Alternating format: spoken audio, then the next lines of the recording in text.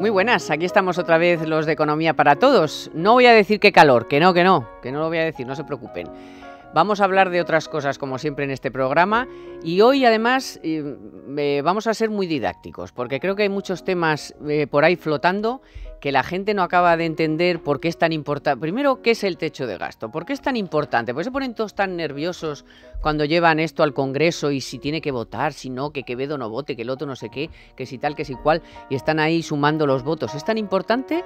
Se supone que es la antesala de los presupuestos, pero eso no garantiza que le vayan a aprobar los presupuestos. Entonces, ¿por qué es tan importante? ¿Cómo está la negociación de los presupuestos? Unos presupuestos que ya de momento sabemos que tienen que incorporar una reforma del IRPF porque ha querido Ciudadanos. Vamos a ver de qué va esa reforma del impuesto sobre la renta, si realmente va a afectar a muchos, en cuánto, por qué, si no lo podemos permitir, parece que sí, pero bueno, ¿en qué va a quedar? Cómo van, como les digo, las negociaciones de esos presupuestos de 2018 y si todo este círculo al final le va a suponer a Rajoy estar muy tranquilo el resto de la legislatura, porque claro, ya aprueba los del 17, si ahora aprueba los del 18, pues prácticamente ya tiene la legislatura resuelta Rajoy, porque no hace tanto, si ganaba Sánchez iba a haber elecciones generales. Esto te lo decía en el Partido Popular, no en ningún otro sitio. Parece que ese miedo ya se ha pasado. Bueno, y después hablaremos también de los salarios, porque hoy nos acompaña Domingo Soriano, muy buenas tardes, y Diego Sánchez de la Cruz. ¿Qué tal? Y bueno, ambos han escrito historias muy buenas esta semana, que vamos a comentar, por supuesto. La de Domingo se trata de los salarios. Ya hablamos un poco la semana pasada, pero creo que es interesante volver sobre este asunto, porque también hay mucha demagogia sobre que suban los salarios. Bueno, ya, pero es que los salarios no los sube el Susun Corda, los suben las empresas. ¿Y todas las empresas tienen fondos para subir los salarios? Pues no todas de la misma manera. De hecho, el 40% de las pymes todavía no gana dinero. Bueno, pues hablaremos de esto y hablaremos de la historia de Diego, que es la siguiente. ¿Qué pasaría en España si dijéramos, venga, pues los impuestos voluntarios? De momento en Noruega han recaudado 1.000 millones. ¿1.000 millones o 1.000 euros? No, 1.000 euros. No, 1.000 euros. Ojalá, 1.000 millones. 1.000 millones. 1.000 millones es una broma. No, 1.000 euros. ¿Qué pasaría en España? En un momentito.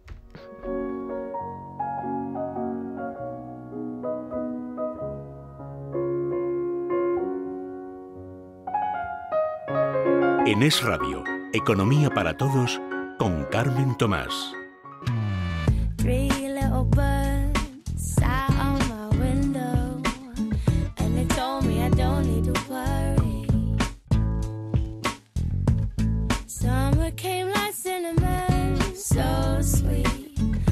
Venga, pues compañeros, vamos a intentar explicar realmente la importancia de esto del techo de gasto, que antes nadie hablaba del techo de gasto. Es que esto es una novedad de hace poco. O sea, yo llevo en esto, no se lo voy a decir, muchos años, y esto del techo de gasto no existía. Esto lo importante eran los presupuestos, si se aprobaban, si no, qué contenían esos presupuestos, el tocho que venía después de los presupuestos, que era donde metían todo ahí, que era un cajón desastre donde metían de todo. Y bueno, pues ahora está de moda, en su momento, acuérdense, fue la prima de riesgo, hemos ido poniendo de moda ciertas cosas y ahora está de moda el techo de gasto. Hay que saber qué es el techo de gasto y por qué es tan importante que el gobierno consiga que se apruebe en el Congreso, porque en teoría sería suficiente que se aprobara en el Consejo de Ministros, porque no deja de ser una previsión, un objetivo, mejor dicho, un objetivo de un máximo de gastar, y sería suficiente que el gobierno dijera, pues este año nos ponemos como objetivo gastar tanto. Ya está. Nadie más tendría que votar que sí, que no, que me abstengo, que montar este cirquillo, porque es un precirco a lo que luego son los presupuestos. Yo no le veo mucho más sentido. No sé si estoy diciendo una tontería o qué. Bueno, yo yo no le veo ningún sentido al ruido que se ha generado. Es decir, al final el techo de gasto es un instrumento, es una cuestión puramente técnica de política presupuestaria que no tiene más importancia, porque además tampoco es que nosotros seamos uno de los países más cumplidores con nuestros presupuestos. Entonces, no tiene mucho sentido, solo tiene un sentido político. Es decir, ahora mismo el gobierno está en dificultades y yo creo que el gobierno trata de vender que sacando adelante este techo de gastos, como pues lo que tú decías de la legislatura, que es un espaldarazo, que así va a sacar los presupuestos. A ver, también es cierto que en los últimos años, desde que tenemos estos compromisos que tenemos con Bruselas, nosotros hemos incorporado no el techo de gasto, sino la regla de gasto, que lo que quiere decir es que la subida del gasto público anual no puede suponer no puede subir por encima del crecimiento de la economía, por así decirlo, y entonces al final el techo de gasto podríamos decir que es el número que sale de aplicar esa regla de gasto, no exactamente, pero vamos, más o menos tú dices, pues si el año pasado yo gasté 100.000 y la economía este año va a crecer un 3, pues este año puedo gastar 103.000, por así decirlo, ¿no? Más o menos, poco técnico esto, pero más o menos para que la gente lo entienda. Entonces, todas estas cifras que antes eran una cuestión puramente pues burocrática casi de pues eso, lo aprueba el Consejo de Ministros, va luego a los presupuestos, pero lo importante era aprobar los presupuestos. Ahora con todo esto de las historias de lo que le tenemos que mandar a Bruselas, que Bruselas tiene que revisar nuestros presupuestos, adquieren algo más de importancia. Esto ya incluso en la anterior legislatura. Si a eso le unimos la situación de debilidad del gobierno y que cada votación en el Congreso parece, porque no solo con esto, o sea, yo es que, a ver, por ejemplo, el decreto de la estiba, que bueno, podía ser más o menos importante, pero que hubo un momento en que era como, no, es que el gobierno ha perdido la estiba, nuevas elecciones. Y dice, hombre, no puede ser que haya nuevas elecciones porque pierdas una votación de la estiba. Pues un poco yo creo que esto es un poco el juego parlamentario también de los medios, de que le damos ya importancia a todo. Entonces se ha sumado todo eso para que una cuestión que tiene razón, que nadie sabía ni lo que era el techo de gasto. Lo habla, Montoro siempre ha hablado de él, ¿eh? Eso sí, porque pero bueno, a Montoro con ese aire funcionarial que le encanta ahí de ministro de Hacienda ahí que está con los datos, con la tijera, de esto se puede gastar, esto no, siempre le encantaba. El techo de gasto es lo importante, no sé qué. Pues finalmente ha conseguido que los demás se lo demos. Ya, pero vería mucho más con más importancia y con más sustancia, por ejemplo, los objetivos de déficit. O sea, cómo repartimos el objetivo de déficit. Eso sí lo veo interesante o político, o ahí sí que te juegas, porque ahí tienes que tomar una decisión muy importante, que es cuánto pueden hacer, o sea, del 3%, cuánto le correspondería a las comunidades autónomas, cuánto a los ayuntamientos, cuánto al Estado. Eso sí que veo que puede haber una negociación y que, bueno, hay más intereses y tal, pero la chorrada del techo de gasto yo es que no lo acabo de entender, pero bueno. Bueno, yo sí coincido con vosotros en que efectivamente la atención que se le presta, incluso la dramatización que envuelve el debate, es exagerada. Pero creo que hay una tendencia a largo plazo que es muy positiva. España, que históricamente se ha tomado la cuestión de la estabilidad presupuestaria, digamos, menos bien que algunos de los países que están en el núcleo de la eurozona, está haciendo las cosas mucho mejor desde que en el año 2011 se reformó la Constitución, desde que en el año 2012 se desarrolló la Ley de Estabilidad Presupuestaria, desde que en el año 2012 se concretó la regla de gasto, y estos debates es bueno tenerlos. Otra cosa es que no es necesario dramatizar, como hemos visto, y poco más o menos dar a entender la idea de que la gobernanza del país depende de cuál sea el techo de gasto. Pero... Y sobre todo que dependa de Quevedo. Sí. Dígale a Quevedo que no vote a favor, porque si vota Quevedo... Claro, esto digamos que tendría otro debate político y sería un poco ya casi relacionado incluso con el sistema electoral, que no debería estar primando representaciones territoriales, sino que un partido de implantación nacional debería tener llave de presupuestos, no el caso aislado que nos vamos siempre a los partidos que solo tienen presencia en un territorio y a menudo partidos separatistas, pero eso ya es otro asunto, ¿no? Pero yo creo que es bueno, de hecho publicamos la semana pasada en Libertad Digital un artículo que refleja que casi la mitad de los países de la OCDE tienen un procedimiento de regla de gasto muy similar al que se usa un poco para fijar por dónde tienen que ir los tiros con el techo de gasto. Sí, yo con la esencia, con el fondo estoy de acuerdo. Lo que me parece que estamos aquí haciendo un show de todo esto, porque mira, se aprobó el techo de gasto, muy bien, fenomenal. Y por ejemplo, el del PNV dijo, bueno, yo esto lo apruebo por responsabilidad y tal, pero a mí ahora cuando venga a querer mi voto para los presupuestos, que eso es importante, yo voy con el cazo. Ya eso es otra historia. O sea, ya voy a pedir yo lo que me crea conveniente para aprobar lo importante, que son los presupuestos, o sea, los propios... Esto es como cuando te daban la paga, cuando es uno pequeño y le dan la paga. Te dicen cuánto te puedes gastar, pero no en qué. Es decir, el techo de gasto al final lo que fija es el gasto máximo que se va a tolerar. Ahora, dentro de la negociación que vendrá después, obviamente, cuanto más se pueda arrimar la sardina, el PNV lo va a hacer, al igual que todos los demás partidos de la negociación. Porque a mí me chocó, porque yo pensé que más o menos con el PNV estaba hablado también lo del 18, o sea que había habido, todo el mundo daba por hecho que había habido un acuerdo bianual, ¿no?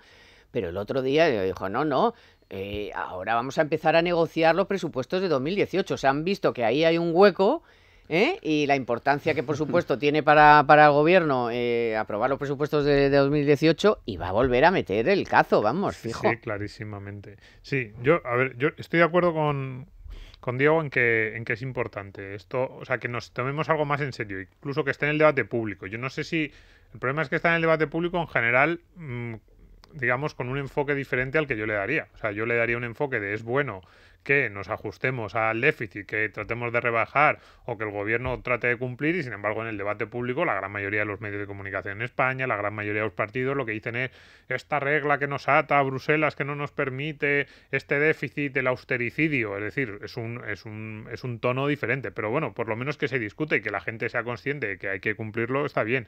Estaba leyendo, por ejemplo, el mejor documento, la IREF, por ejemplo, otro buen elemento, la IREF, su creación. Otra novedad muy buena. Su creación y que tenga voz en el debate público. Pues tiene un... Y Domingo, con una independencia inaudita. Sí. Debe ser de las autoridades más deslenguadas que hay. Y lo digo como un piropo. No está muy contento Montoro. No, normal. Pues pero es bueno que haya ese debate. Sí, hombre, claro. Tiene un documento, precisamente se llama La regla de gasto y la sostenibilidad de las finanzas públicas, que está muy bien, explica muy bien con el detalle. Y, por ejemplo, ya, fíjate, más allá que el techo de gasto, a mí me parece lo que decíamos antes, la regla de gasto. Es decir, esto de que los ingresos públicos solo puedan subir lo que se supone que va a crecer la economía a lo largo del ciclo, eso está, por lo menos que eso que se incluyó en la reforma constitucional de 2011, esa especie de ser responsables con lo que te estás gastando, de comprometerte con algo con Bruselas. Hombre, serio. a mí me gustaría más que el compromiso fuera más serio porque cumpliéramos algún día. Pero vamos, que haya como la intención, que por lo menos que el discurso del gobierno sea tenemos unos compromisos y tenemos que cumplirlos, eso es positivo. Luego, que la negociación va a ser día a día, sí. Lo que pasa es que yo también ahí, con lo del PNV, que es verdad, ahora dicen, no, y en 2018 ya veremos. Yo ya no sé si todo esto entra del juego político, del teatro. Es decir, que ellos a lo mejor... Al circo no, un respeto para el circo. Sí, que se reunieron ahí y el del PNV le dijo, oye, yo me reúno contigo, tú me vas a dar esto en 2017, esto en 2018 y esto en 2019. Pero yo, antes de cada uno de esos momentos, tengo que justificar mi electorado y voy a montar el numerito. Y Montoro le dijo, bueno, tú monta el numerito que yo te voy a dar 1.000 aquí, 2.000 aquí, 1.500 allí. Sí, es probable. Es probable que sea por ahí. El PNV ha descubierto, a lo largo de los últimos 10 años, que le puede ir electoralmente mucho mejor si abandona la vía que en su día exploró con Ibarretxe, que es la misma que está... Bueno, se acaba de salir una encuesta, una encuesta que la mayoría, pero holgadísima mayoría de los vascos no quieren ni oír hablar de la independencia ni nada que se le parezca. Es que esto es lo curioso, ¿no? Que en Cataluña falta un poco quizás reflexión sobre que hasta qué punto no están recorriendo un mismo camino que ya intentó recorrer el PNV, que hundió al PNV. Insisto, el paralelismo es innegable, es que está hundiendo a la antigua convergencia y que finalmente ha encontrado otro tipo de encaje, que era el tradicional de los partidos periféricos. Y no se hundió del todo el País Vasco porque tiene sus propios mecanismos de financiación, si no, vamos... Y porque el PNV ha sido absolutamente miserable en algunas cuestiones, en muchas de temas terroristas, pero en temas económicos y en temas de ser más o menos... cumplir con su parte en los acuerdos, o sea, ellos aprietan mucho, pero a la hora de cumplir con el objetivo de déficit, con el objetivo de deuda, bueno, pero también tiene su mecanismo de financiación particular, que eso es muy importante. Sí, lo tienen más fácil, pero han sido más sensatos. Desde un punto de vista económico, la gestión del PNV ha sido razonable. Otra cosa es que han sido, en muchas cuestiones políticas, muy miserables. No, y por volver a esos dos temas, a ver, el techo de gasto no te obliga a gastar menos. El techo de gasto, de hecho, para el próximo año lo que dice es que se puede gastar más. Y, por supuesto, un poquito más, pero más. Y nadie te está diciendo que si tu programa es, como es el programa oculto, ¿no? El programa que no se dice explícitamente, por ejemplo, cada vez que se dice vamos a armonizar los impuestos. ¿Qué significa armonizar los impuestos? Para que ustedes nos entiendan, significa duplicar la recaudación del IVA, duplicarla. Ahora mismo el IVA medio, porque claro, hay tipos máximos, tipos reducidos, incluso hay algunos artículos que están exentos, no muy poquitos. Es del 13-14%. Lo tendríamos que llegar todo al 21% para empezar a armonizar. Y luego tendríamos que duplicar, incluso triplicar la presión fiscal sobre las pensiones, ¿no? Entonces, si le queremos rapiñar un 15-20% más de su sueldo a los pensionistas y si disparamos el IVA, entonces estaríamos más o menos armonizados. En el resto de impuestos la estructura es muy parecida. Eso sería la armonización. Entonces, si el programa es la armonización, pues díganlo explícitamente y podrán gastar más. Otra cosa es que quizá a los españoles no les apetece que les arranquen de cuajo más y más dinero de su bolsillo. Pero el techo de gasto per se no significa que se pueda gastar menos. De hecho, significa que se puede gastar más. El próximo año se va a gastar más y si usted plantea subir los impuestos radicalmente también podrá gastar más después, pero tiene que presentar unas cuentas, es decir, lo que aquí no quieren es decir, lo que está haciendo el PSOE no vale criticar que no, es que no deberíamos gastar mucho más, bien, ¿cómo va usted a recaudar para gastar mucho más? Lleve usted una reforma de impuestos, póngala, sométala a votación al Congreso y así vemos cuáles son las cartas que nos está enseñando. Bueno, y termino. O también enséñenos por el lado del gasto, de dónde, por qué no recorta de donde muchos sitios que se puede recortar. Bueno. Mira, también ha salido los datos ayer, me parece que fue, viernes o jueves, no me acuerdo, de lo que nos cuestan las empresas, o sea, las pérdidas de las empresas públicas. Está casi 8.000 millones. Sí, Pues sí. oye, habrá algunas que a lo mejor hay que revisar si tienen que estar a seguir ahí o no. O por mentar otra vez a la IREF los 32.000 millones de subvenciones pendientes de revisión, Exacto. 10 años después de la crisis. Y termino muy rápido. La regla de gasto, que es el componente fundamental del techo de gasto, porque hoy teníamos un tono didáctico, como bien dijiste, está inspirada en una norma que se introdujo en Suiza hace ahora unos 15 años. Aunque siempre pensamos, obviamente, que Suiza es un país, pues me imagino, ¿no?, responsable con sus finanzas públicas, tuvo un fortísimo aumento del endeudamiento a finales del siglo XX y primeros del siglo XXI. Aplicaron una regla de gasto muy similar a la que ha introducido España. Quizá España no la está introduciendo como debería para las comunidades autónomas. Ellos la cumplieron. ¿Quieres decir que ellos la cumplían? Tampoco hay que fustigarnos demasiado, Exacto, porque también en por Suiza... ahí hay cada cosa. Luego Sí, hablaremos sí. de los noruegos y de Bien. lo majos que son. También en Suiza hubo incumplimientos Los iniciales, responsables. pero poco a poco lo hemos ido viendo como poco a poco se ha ido embridando el déficit de aquella manera, pero se ha ido embridando el déficit. De hecho, también te digo una cosa, yo tengo que reconocer, mi postura como liberal la conoce todo el mundo, que creo que se debería haber hecho mucho más a la reducción del déficit y del gasto.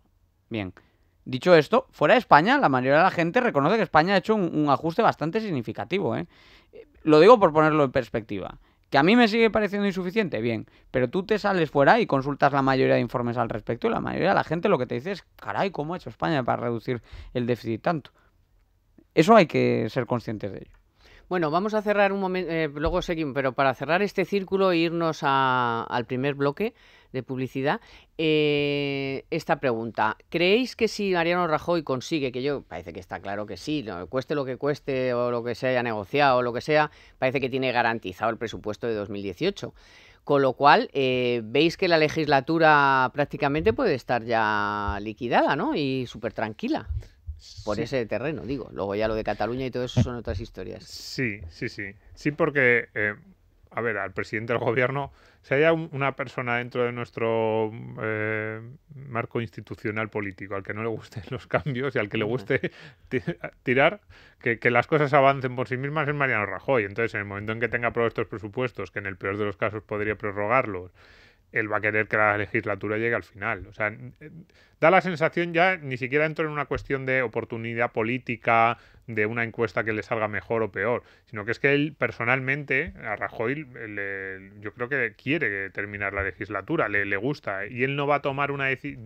Es una persona que resultaría muy raro. A mí me resultaría absolutamente sorprendente que Rajoy un día hiciera un Theresa May y dijera, pues corto ahora porque me han salido 3 encuestas buenas y creo que voy a ganar a la oposición. Sí, no, es muy y además Rajoy porque eso.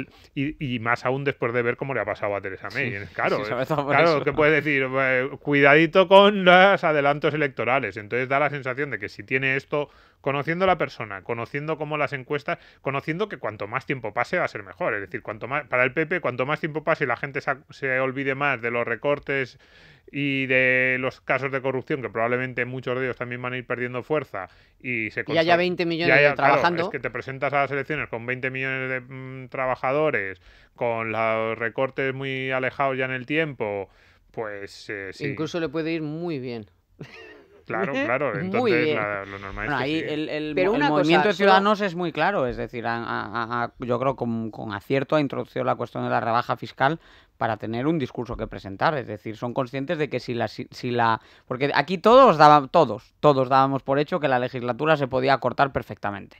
Todos imaginábamos algún tipo de crisis, todos habíamos pensado que la reaparición de Pedro Sánchez podía hacer que No, todo... nosotros, ¿no? Y los propios del Partido Popular. Bien. Que Entonces, decían, si pero gana ha cambiado Sánchez, tanto vamos que, a elecciones. claro, Esto es como cuando en y denota 2012 todo el mundo- inteligencia claro. de Rivera el pensar a largo plazo, porque está pensando en reformas que luego pueda vender, en este caso una modificación del IRPF que luego pueda vender. Si hubieran seguido jugando con el cortoplacismo, estarían cometiendo un gran error, porque efectivamente Rajoy está pensando en 2019-2020. Pero ahora, porque Ahora, cuando sí, hace salió 6 meses no, Sánchez sí, sí. les temblaban las piernas a todos. No, pero que les temblaban. A ver, a mí Pero esto está me- neutralizado A mí totalmente. esto me recuerda un poco a lo que pasó en 2012, a ver lo que pasa ahora, pero en 2012 durante 4 o 5 meses todo el mundo daba por hecho el rescate.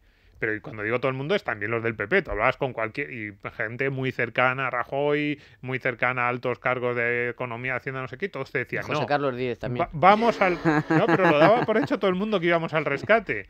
Y luego nos hemos enterado de que Se deseaba el de que rescate, ¿no? incluso se deseaba el rescate, que yo creo que habría tenido algunas cosas que a lo mejor no estaban tan mal, No te pero creas. luego nos hemos enterado de que el único que nunca en su vida se lo planteó fue Rajoy, Sí, que él sí. estaba en la Moncloa en su despacho viendo el tour y decía, yo el rescate, yo esto a mí Me que no fumo me un lo... puro. Me fumo un puro. Bueno, Entonces hay una cuidado con eso, anécdota- porque a mí me da la sensación de que lo que ha pasado en estos meses ha sido algo parecido, que todo el mundo está diciendo elecciones, y él estaba en su casa, pues eso. Hay una tranquilamente. anécdota ahí deliciosa con el tema del rescate que ha salido a la luz muy recientemente con el libro que ha presentado Juan María Nin, que ha sido uno de los banqueros más importantes del grupo La Caixa, Sí. que ha sacado un libro muy bueno por un crecimiento racional. Y lo que cuenta es básicamente que en una reunión del Club Bilderberg al gobierno español le gustó la explicación que él daba para rechazar la necesidad de un rescate a la totalidad de la economía española, y al final pues le usaron un poco de diplomático económico y le sentaron con Merkel en una reunión en la que a lo largo de media hora le fue despejando todas las dudas que tenía ella, muchas veces también prejuiciosas sobre la capacidad o no de España para recuperarse. Pero es curioso cómo denota que la Moncloa tomó un papel secundario, se lo confió todo a un financiero y sin Bueno, embargo pues está bien, a acertó. un tipo listo, acertó. En Y vez de a José Carlos Díez, que es un mendrugo, pues a Nin, que está muy bien. Bueno, esto es que somos amigos y de vez en cuando Es que copió el nombre del programa, Nos carteamos. copió el nombre del No, pero programa. lo nuestro viene de antes. Vamos a ir a la cifra con Manuel Llamas y por supuesto con nuestro patrocinador que es Steel, que ya saben que hay 1000 establecimientos en España donde pueden encontrar de todo. Además son con batería, no tienes ni siquiera que ir cargando con el enchufe. Puedes para cortar los setos, para todo el jardín, césped, todo el jardín, y para las paisajismo, terrazas, la y para las terraza terrazas, para Las todo. terrazas. Vamos con y Steel. sin cable. Steel, tu aliado en el jardín, nos ofrece la cifra económica de la semana. 6%. Esto es lo que creció la inversión empresarial el pasado año. Se trata de un incremento algo inferior al registrado en 2015, pero en todo caso se trata de una cifra elevada y por tanto positiva para el conjunto de la economía nacional. Los bajos tipos de interés, el precio del petróleo, la necesaria contención de costes y el incremento de ingresos derivado de la recuperación económica son los principales factores que explican el crecimiento de las inversiones. La disponibilidad de crédito y los reducidos costes financieros han resultado especialmente favorables en este contexto. El intenso desapalancamiento que han protagonizado las empresas españolas en los últimos años ha logrado sanear sus cuentas y reforzar sus balances, hasta el punto de contar con ahorros netos equivalentes al 2,8% del PIB, unos 30.000 millones de euros. Esta positiva posición patrimonial, sumada a la mejora económica y el mantenimiento de unos bajos tipos de interés, otorgan un cierto margen para renovar maquinaria y acometer nuevos proyectos empresariales. Este incremento es clave para la economía, ya que el ahorro y la inversión son los auténticos pilares de la generación de riqueza y empleo. Steel, tu aliado en el jardín, nos ha ofrecido la cifra económica de la semana. Mi jardín perfecto. Cuando trabajo en mi jardín, es el momento Steel. Máquinas de batería que son pura ingeniería. Silenciosas y potentes, tienen precios sorprendentes. Con el jardín a la vista, ve a tu tienda especialista. Encuentra la tuya en steel.es. Economía para todos con Carmen Tomás. Fly me to the moon and let me play among the stars. Let me see what spring is like on Jupiter and Mars. Hablamos de los presupuestos del año que viene, sí, del 2018, que se están negociando ahora, y lógicamente tenemos que hablar de la reforma del IRPF, la bajada del IRPF que va a llevar en su interior, porque bueno, pues Ciudadanos lo puso como condición para aprobar el famoso techo de gasto, y bueno, la verdad es que es una reforma, mini reforma, que va a afectar a... Bueno, autónomos a 400 y pico mil. He leído a 400 y pico mil autónomos, a rentas bajas. Y no sé, los dos habéis hecho buenos informes de esa bajada. Contarnos un poco a quién va a afectar, cómo va a afectar, si realmente... Lo que hemos hecho es subir el escalón, básicamente, Sí. ¿no? Yo creo que esa es la mejor forma de explicarlo. Y casi yo la la El mínimo palabra. exento. Sí, ¿No? a ver, en realidad lo que se ha hecho... Bueno, para empezar, técnicamente todavía no saben lo que van a hacer. Esto... Ni siquiera lo de subir el mínimo exento. Es que, a ver, es que el problema es que con el IRPF no es tan fácil, porque no es que... que no van a subir el mínimo exento, eso sí. O sea, no lo pueden hacer subir el mínimo exento, pero si suben el mínimo exento eso se aplica a, a todos los contribuyentes. Ujú. Es decir, es que cuando Rajoy en su momento, hace 3 años yo creo que fue, cuando dijo, los que ganen menos de 12.000 euros no pagarán IRPF, luego se metió en un problema.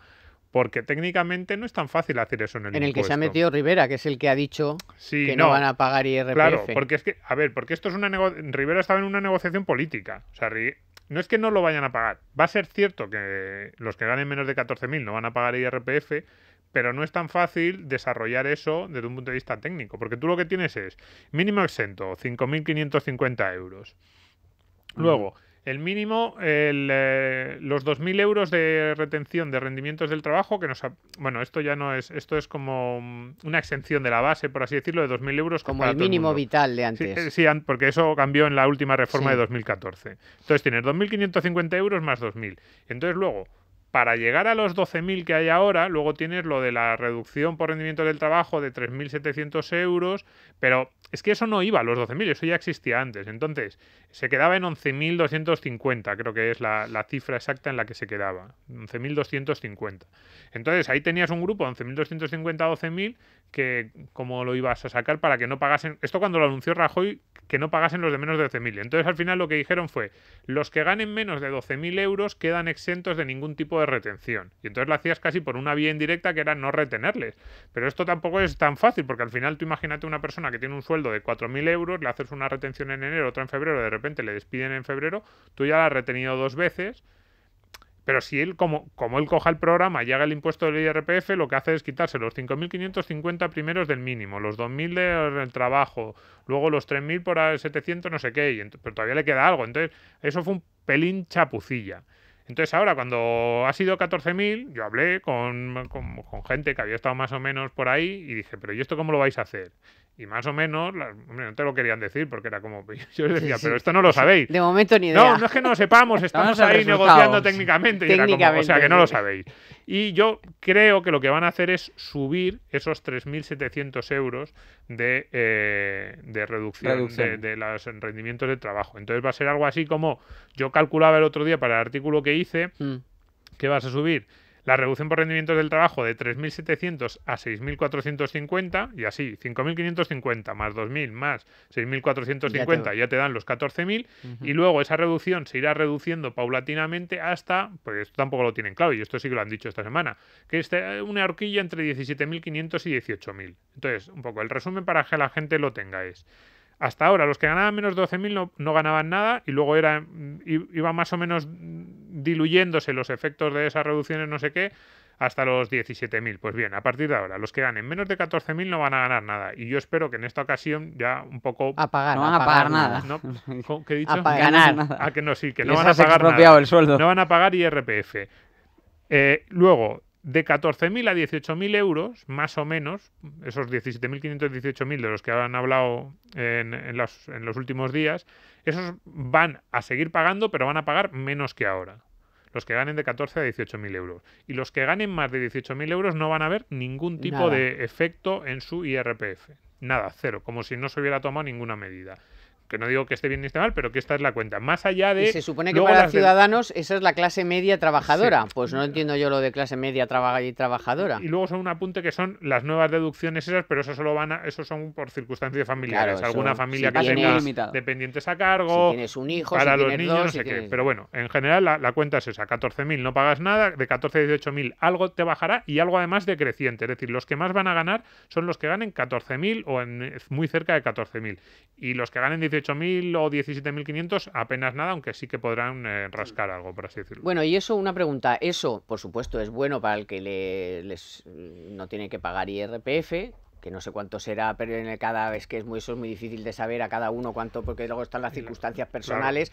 Porque una cosa es que no tengas que pagar IRPF y otra cosa es que no hagas la declaración de la renta, porque resulta que a lo mejor por tus circunstancias personales encima te devuelven. Que esto es algo que no te dicen nunca. Nosotros siempre... Usted hágala por si acaso. Si luego le sale a pagar y no tenía que haberla presentado, pues no la presenta. Y si le sale a devolver, pues mira, eso que te encuentras. Entonces... ¿Es compatible con los objetivos de déficit? Es compatible con los objetivos de déficit. Y otra cosa, esto en cuánto se puede calcular si tiene, qué beneficio puede tener para el conjunto de la economía, porque esa no es la clase media trabajadora que nos vendía a Ciudadanos, pero bueno, eso es otra...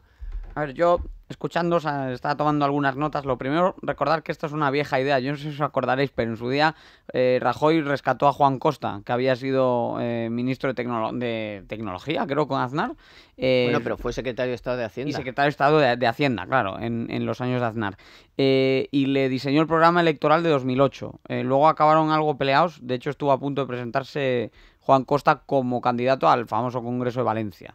Y entonces apareció el discurso de dejar exentos un mínimo más alto, ¿no?, del que estaba fijado. No volvió a recuperar ese discurso la derecha hasta hace 3 años, más o menos, cuando lo puso encima de la mesa Rajoy y también generó revuelo. Ya lo ha traído de vuelta a Ciudadanos. Yo creo que es bueno que se hable de rebajas de impuestos. En segundo lugar, el problema del escalón. En la mayoría de países que tienen un impuesto plano, un único tipo, o pocos tramos, 2, 3, 4 tramos, lo que suele hacerse es directamente tus primeros X miles de euros, lo que sea, 12.000, pongamos la cifra que sea, total y absolutamente exentos, y a continuación el mismo tipo para todos. Y ya está, y te dejas de reducciones, de retenciones, de mínimos exentos, y aquí no, aquí tenemos un sistema mucho más complejo, y al final partes de una buena idea, el gobierno abraza esa buena idea y sin embargo no saben cómo concretarla, porque el sistema es complejo. Porque cuantas más complejidad tenga, más posibilidades tienes de meter la pata o de hacer tal, y más posibilidades tienes la inspección de meterte el cuerno. Correcto. Entonces, porque estamos si lo en dejas siempre... todo súper clarito, eso es. entonces no te puede meter el cuerno. No da confianza al contribuyente, porque realmente lo deseable sería que si tú le estás diciendo a alguien que, mira, te va a bajar los impuestos un 10%, por ejemplo, que todo el mundo pueda coger la calculadora, y así se hace en muchos países. Mínimo exento claramente establecido y a partir de ahí tus tramos. Aquí no.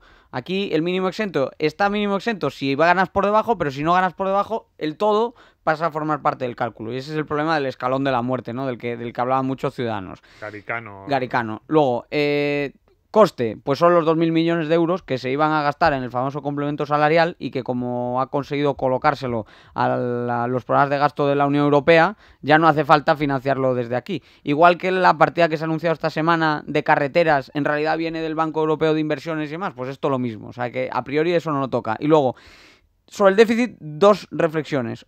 ¿Afecta al déficit? Bueno, aquí el problema es saber si el próximo año vamos a cumplir el objetivo de déficit. Que hay quien dice que sí, hay quien dice que no. Si no nos cortan las piernas ya, vamos.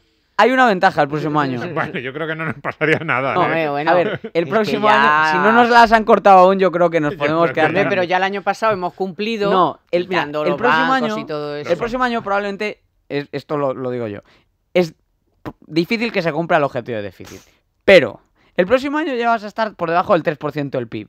Y por debajo del 3% del PIB, Bruselas ni pincha ni corta. Ya ancha es Castilla. Entonces, si al final tenemos el 2,1, el 2,3 o el 2,8, que son las 3 predicciones que yo he leído, una sería cumplir, otra incumplir por poco, otra incumplir por bastante, son de la COE, por ejemplo, una, la otra es del BBVA, que salió esta semana. Bueno, pase lo que pase, ya Bruselas ni pincha ni corta, y si Bruselas no pincha ni corta, nadie le va a preocupar que el déficit sea mayor en 5 décimas o no, salvo a nosotros que estaremos aquí dando porque por debajo del 3 ya estás fuera de lo que Luis de Guindos llama, en una expresión muy suya y un tanto pedante, dice el brazo correctivo de Bruselas. Bueno, sí, pero que tiene su nombre específico, no. que es lo que le va a pasar Sí, ahora. Estaban además- pensando hacer con a Grecia Grecia. incluso. Sí, no, a Grecia Sacarle ya le del han sacado, programa lo han de sacado. déficit Sí, excesivo, ¿no? sí, Se llama somos o algo así. solo protocolo- nosotros. protocolo de Estamos en la clase ¿Qué de dice? recuperación Pero- ya estamos solo nosotros. Ahora, un momentito, Grecia lo ha conseguido bajando las Sí, sí, pensiones sí, un 30% y tal. Oye, si queremos cumplirlo, también vamos a pensar en qué tajo le damos y a dónde y qué. Sí, también los irlandeses, o hay otros que lo han conseguido sin meter ese tajo a las pensiones. ¿eh? Y yo, Hay otras por formas. terminar, si se cumpla o no, al fin y al cabo, los números les pueden cuadrar por dos cuestiones. Una,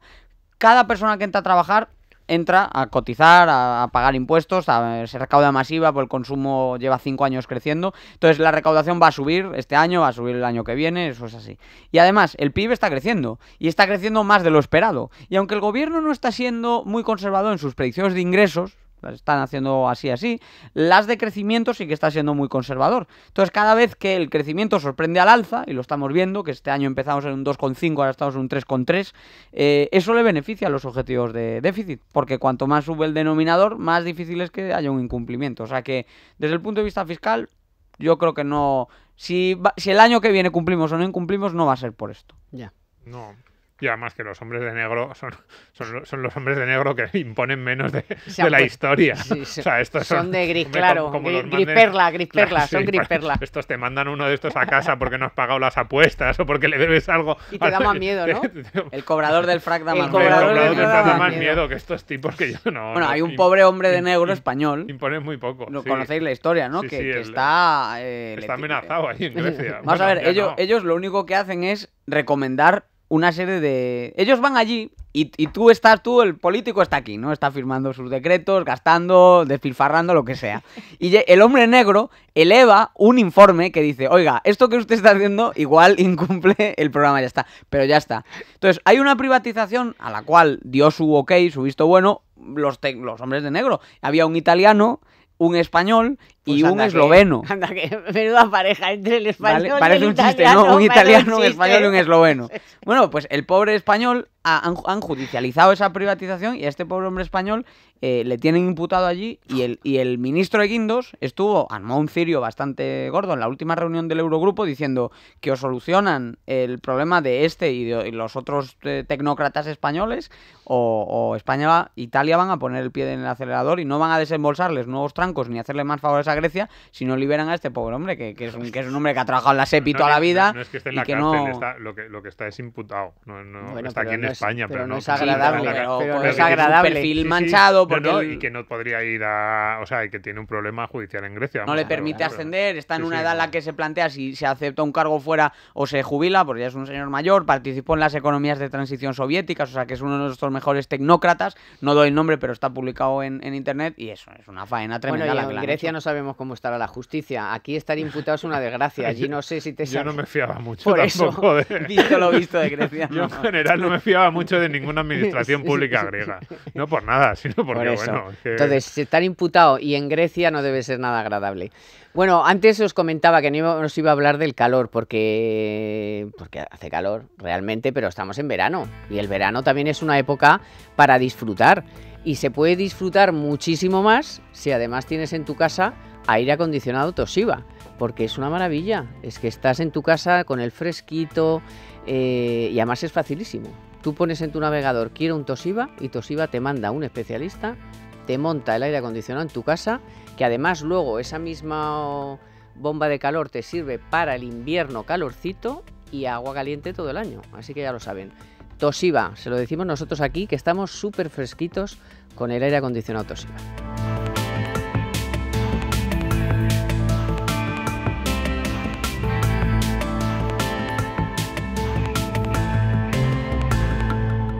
Every single day, every word you say, every game you play, every night you stay, I'll be watching you. En Es Radio, Economía para Todos, con Carmen Tomás. You belong to me. Estábamos hablando de los impuestos en España. Y bueno, pues aquí, oye, claro, lógico, pues nos cuesta pagar impuestos, bueno, nos ha fastidiado muchísimo. Y esta semana hemos conocido un caso curioso que es el de Noruega, que siempre decimos, uy, la gente del norte con lo con lo Maravillosos. lo son, responsable ¿no? que son, porque vamos, es que todos pagan, todos esto, que no hay una prohibición y no hacen nada, son buenísimos, no, vamos, el palo y la zanahoria, nada, todas las normas las siguen perfectamente. ¿Y qué ha pasado en Noruega con los impuestos, Diego? Pues para que se hagan una idea nuestros oyentes, hace ahora unos 4 años llegó al gobierno de Noruega una coalición de derechas, porque al norte de Europa también existe la derecha. Hay gente que se cree que allí son todos socialistas, realmente... Que algunos socialistas de allí son más de derecha Claro, que los de la derecha de aquí, Claro, de todas maneras. lo curioso es, mira, yo no se me Cuidado. olvida, perdón si me equivoco, pero creo que fue Fredrik Segerfeldt, un intelectual sueco, que me dijo que cuando él iba por parte de la patronal sueca a las reuniones con los socios europeos, le sorprendía que el discurso de los sindicatos suecos estaba a la derecha de todas las patronales del sur de Europa, ¿vale? Pero bueno, ese sería otro tema. Entonces, en Noruega hay una señora estupenda, primera ministra, no voy a decir su nombre porque Ten no... cuidado con lo de estupenda, porque estamos ya que no se puede decir nada, ¿eh? Bueno, digo que bueno, que Una está buena ahí, política. es una buena señora, ¿no? Erna Thornborg, creo que se llama. En noruego no es muy fuerte. Corrígeme, Domingo, que tienes el ordenador a Es muy mano. complicado Pero es que eso yo de... también, como me pides a mí que pronuncie en Bueno, noruego, Erna Thornborg, algo así. Bueno, y ella, pues lo que gobierna en coalición con 4 partidos, todos de centro derecha, y lo que se ha propuesto es demostrar que no hay que aceptar que los impuestos suban y suban siempre, y que de hecho se pueden y se deben bajar cuando por lo menos hay margen para hacerlo. Entonces en Noruega bajaron los impuestos en 2014, en 2015, en 2016 y también en este 2017, en el que hay elecciones, lo han vuelto a hacer. Y la oposición está un poco mosqueada de que durante 4 años hayan contradecido, han ido directamente contra el discurso tradicional de la izquierda. Les han bajado los impuestos un año sí y otro también. Entonces, Porque a la izquierda le gustan mucho los impuestos, hay que decir, aquí a los españoles, a los noruegos y a todos. Sí. A la izquierda le encanta subir los impuestos. Entonces, con esta situación, el ministro de Finanzas ya se cansó de las críticas de la izquierda, que lo que le dice al gobierno, ¿no?, de la derecha noruega es que bueno, que están poniendo en jaque los servicios sociales, que si siguen bajando los impuestos el Estado va a ser minúsculo. Fíjate, minúsculo, estamos hablando de uno de los estados más grandes de toda Europa. Y total, que ya se cansó el ministro, convocó una rueda de prensa y hace un mes anunció, miren, a partir de ahora usted se mete en esta página web y puede pagar voluntariamente, o sea, de manera voluntaria, todos los impuestos extra que usted quiera. Así, si usted se levanta por la mañana y se siente con ganas de pagar de más, se mete a la página web y, de verdad, rapidísimo. Yo, además, he visitado la página web para escribir el artículo y es, pues, como la web de cualquier banco para hacer una transferencia. Si hasta lo puedes hacer por estos servicios de pago online que hay hoy en día. Ya no sé si aceptarán bitcoins, pero bueno, todo tipo de facilidades. ¿Y qué pasó? Que durante el primer mes de vigencia de la medida han recaudado, decías antes, 1.000 millones. No, han recaudado 1.000 euros. Como hablamos de millones siempre, han tenido 1.000 euros de recaudación en un país donde, por cierto, 1.000 euros... Eso es calderilla, porque los noruegos tienen una renta per cápita mucho más alta que nosotros, ¿no? Y entonces una recaudación nimia y absurda. También aquí en España se pueden donar impuestos. Yo también se lo intento recordar a la gente que no le parece suficiente lo que hay. Se puede hacer de 2 formas. Claro, si el impuesto de donaciones se rellena con la administración como beneficiaria, y eso es lo que está haciendo también en especie y en metálico Amancio Ortega con algunas donaciones. Es decir, usted paga su impuesto de donaciones, dona a la administración y así está pagando impuestos extra. Y luego también, cuando Hacienda les diga que les devuelve dinero, ustedes pueden no aceptar la devolución. No. O sea que esa posibilidad también existe en España. Lo que pasa es que los noruegos han ido... Aquí no se publicita ni nada por el estilo, pero allí lo han publicitado. Han creado una página web para hacerlo de manera automática y han recaudado 1.000 euros. No es por enredar, pero a los noruegos esto les ha salido así. Los finlandeses pusieron lo de la renta... La renta básica. La renta básica también, y creo que no ha sido, la cosa no va muy bien tampoco. O sea que esto de que en el norte son estupendos y nosotros nos tenemos que flagelar porque somos un desastre, lo hacemos todo mal. Hay de todo en todas partes. No cumplimos nada, hay de todo No, en todas pero partes. esto de Noruega no, o sea, para mí no habla mal de los noruegos, habla bien. Es decir, los noruegos O sea, el hecho de que no hayan entrado a la web que les ha puesto el ministro de Finanzas, que tampoco el ministro de Finanzas, por lo que cuenta Diego, pues estaba deseando que entrasen, simplemente dijo que sois todos muy solidarios, pues aquí tenéis, para que lo seáis más. Bueno, pero digo, Y eso- todos los de izquierdas podían haber entrado. para No, darnos porque es que lecciones luego. eso no es verdad. A ver, en este discurso sobre impuestos hay que decir algo. Cuando alguien dice, a mí no me importaría pagar más impuestos de los que pago, no es cierto.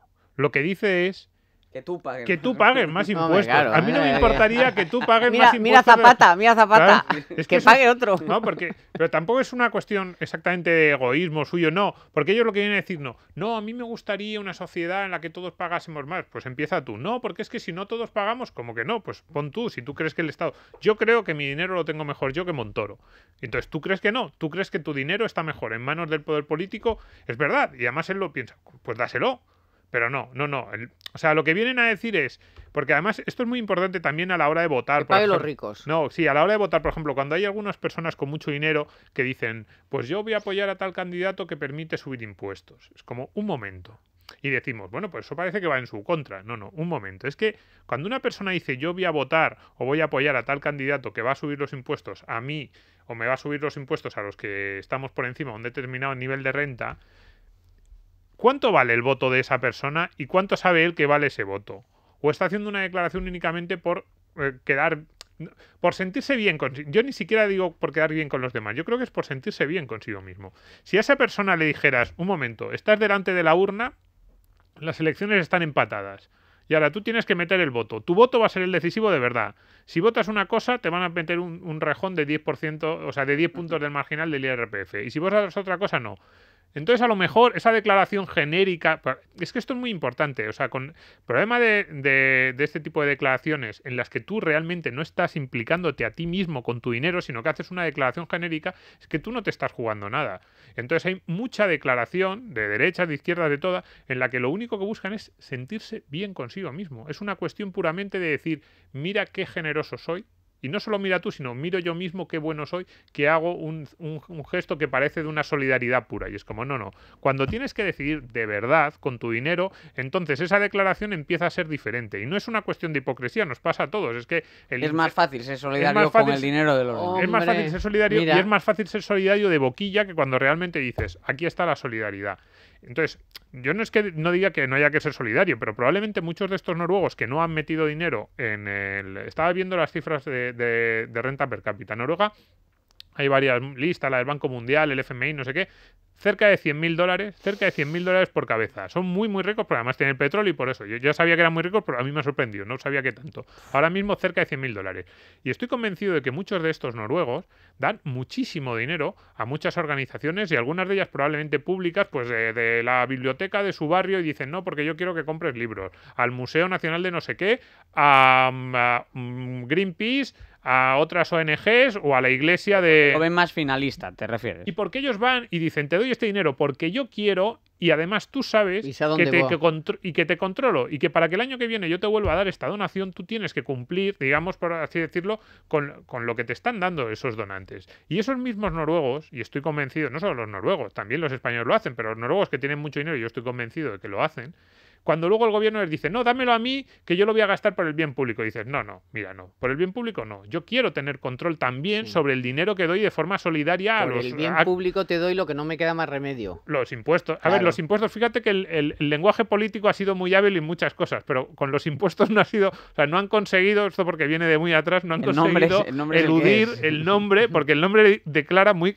o sea, es evidente, un impuesto es Se que impone. te lo dice. Exacto. Y si es voluntario, no es impuesto. Bueno, aquí hay, por aquello de ver hasta dónde nos llega la coherencia ideológica, también hay un caso curioso en la Comunidad Valenciana, donde se acaba de publicar un informe de lo que ellos llaman la sindicatura, que es el Tribunal de Cuentas Autonómico, que lo que hace es evaluar cuánto cuestan los hospitales de gestión privada, que no obstante forman parte de la red pública y prestan exactamente la misma atención que los hospitales de gestión 100% pública. Y claro, aquí estamos viendo como el gobierno de Chimo Puig de repente le están temblando las piernas, porque su compromiso inicial, ideológicamente y programáticamente en el programa de gobierno que suscribió con Compromís y al cual apoyó Podemos a la hora de hacerle presidente de la Comunidad Valenciana, se comprometían a acabar con las concesiones. A revertirlo. Alcira y todos los demás hospitales que están en este régimen de concesión. Bueno, pues ahora resulta que ha salido el informe y el gasto en el hospital de Manises es un 25% más bajo que en todos los hospitales comarcales de gestión pública que se toman como referencia para la comparación. Y de repente, ahora resulta que el PSOE ya no lo tiene tan claro lo de reducirlo, porque una vez han visto las cifras, se han dado cuenta, bien, vale, yo revierto esto, se lo quito pues es una de las grandes empresas de salud privada del país, una de las dos grandes es la que gestiona el hospital de Manises.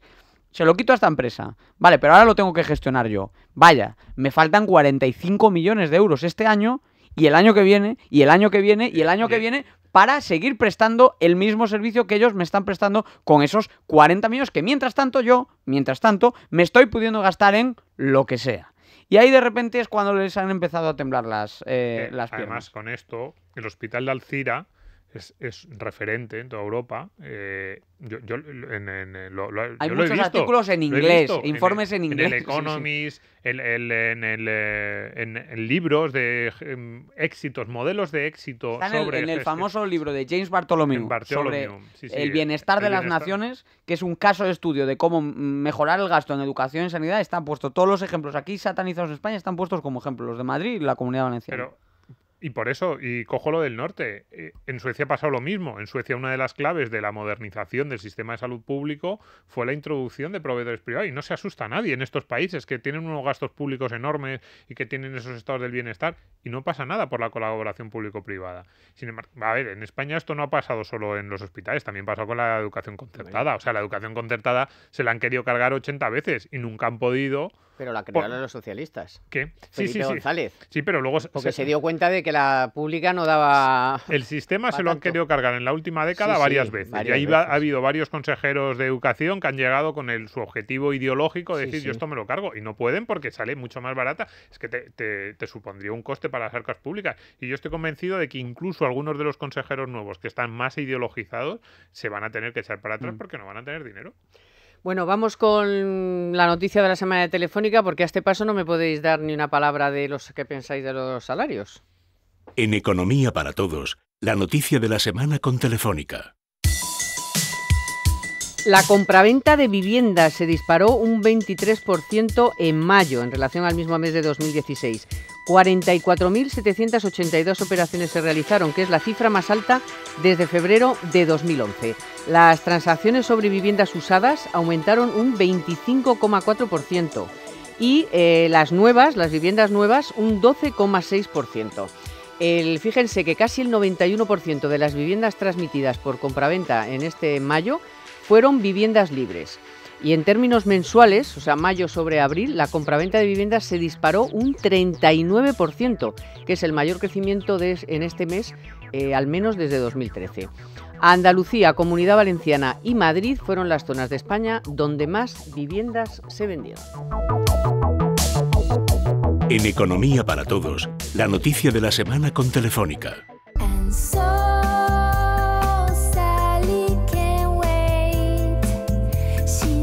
En Es Radio, Economía para Todos. Venga, y en estos últimos 5 minutos, aunque ya sé que os gustaría hablar mucho más de ello, pero se ha montado la parda, lleva montándose un poco la parda estos días, llevamos ya varios días hablando de ello, estamos a la espera de si llegan a un acuerdo o no sindicatos y patronal sobre la subida de los salarios, y más desde que la ministra dijo la semana pasada que tendrían que subir y además en torno a lo que sube la economía y fiesta, ¿no? Y claro, luego ha venido Paco con las rebajas y ha empezado a decir, bueno, oye, espera un momento, que es que el 40% de las empresas todavía no ganan, que sí dependerá de la empresa, dependerá del sector, dependerá de la productividad, dependerá de muchos factores, ¿no?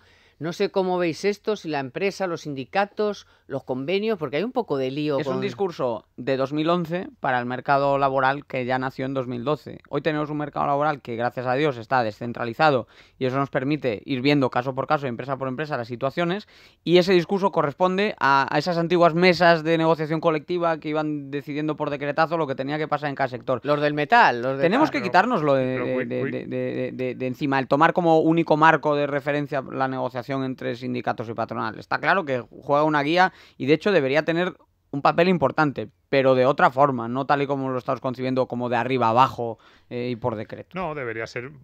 Guía es una buena palabra, una especie de pues unos baremos, por así decirlo, no solo en temas de salario, sino en temas de condiciones laborales, muchas cosas, y cada empresa, pues si hay 10, 15, 25 aspectos, que coja la que quiera con sus sindicatos, que además muchas empresas dirían, oye, pues de los 25 puntos que han acordado patronal y sindicatos, o patronal y sindicatos de este sector, o patronal y sindicatos a nivel general, pues nosotros cogemos el 1, el 8, el 10, el no sé cuántos, porque esos nos vienen bien a las circunstancias de esta empresa, y en todos los demás aspectos lo hacemos de forma individual, negociamos. Lo que pasa es que cuidado, o sea, a mí me da miedo el tema de la descentralización, y es cierto que la reforma laboral facilitó bastante las cosas, pero la reforma laboral, una de las cosas que hacía era que permitía que las empresas se descolgasen de los convenios, o en el tema de los despidos, el famoso despido objetivo a 20 días, en unas circunstancias que eran todas circunstancias de crisis. Es decir, tú dices, yo me puedo descolgar del convenio que he firmado